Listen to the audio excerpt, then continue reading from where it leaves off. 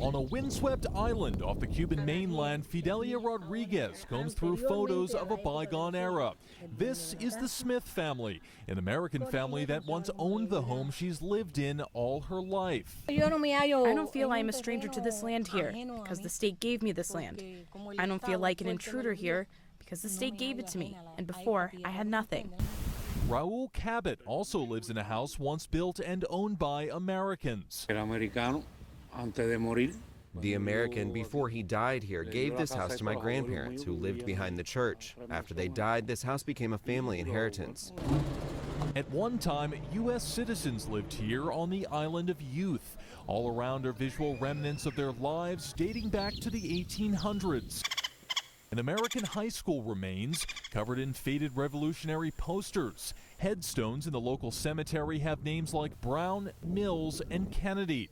American families lived here until the 1959 Communist Revolution, and property was seized by the government of Fidel Castro. Among today's ruins, a new question. Will recent moves to normalize relations with Cuba mean Americans will come back to make old property claims? We would receive them very well and welcome any gesture by a citizen, organization, or other group who want to salvage this historical memory. These days, there's about $7 billion worth of Cuban property claimed by Americans. There's several ways Cuba could approach this.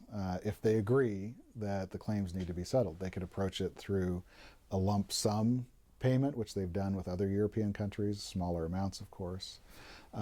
Or they could participate in this dispute settlement mechanism that we set up. Law professor Michael Kelly says Cuba is broke, making any full payouts unlikely.